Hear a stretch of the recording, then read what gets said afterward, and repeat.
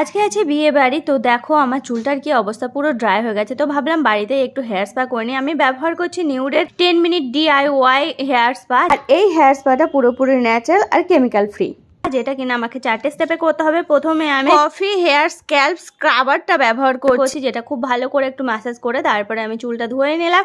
তারপরে আমি ব্যবহার করছি নর্মালি আমি যেমনভাবে শ্যাম্পুটা ইউজ করি বাড়িতে, সেরকমভাবে নিউডের এই শ্যাম্পুটাও আমি ব্যবহার করে নিচ্ছি। আর 2-1 মিনিট এরকমভাবে ভালো করে ম্যাসাজ করে তারপরে আবার ভালো করে ধুয়ে নিলাম। এরপরে আমি যেটা লাগাবো সেটা হচ্ছে হেয়ার স্পা কন্ডিশনার। আর এই কন্ডিশনারটা আমি 2 থেকে 3 মিনিট খুব ভালো করে চুলের সাথে ম্যাসাজ করে নিয়ে তারপরে চুলটা খুব ভালো করে ধুয়ে নিলাম। এরপরে আমাকে 4th স্টেপ যেটা করতে হবে সেটা হচ্ছে চুলটা হাফ শুকনো যখন হয়ে যাবে সেই অবস্থাতে আমাকে লাগাতে হবে একটু সিরাম। এটা লাগানোতে আমার চুলকে অনেকটা স্মুথ এবং সিল্কি করে দেবে, তার সাথে সাথে আমার চুলটাকে ইউভি রে থেকে বাঁচাবে। তোমরাও যদি এটা ব্যবহার করতে চাও তাহলে আমি ডেসক্রিপশনে লিংক দিয়ে দিচ্ছি, সেখান থেকে কিন্তু তোমরা পারচেস করতেই পারো।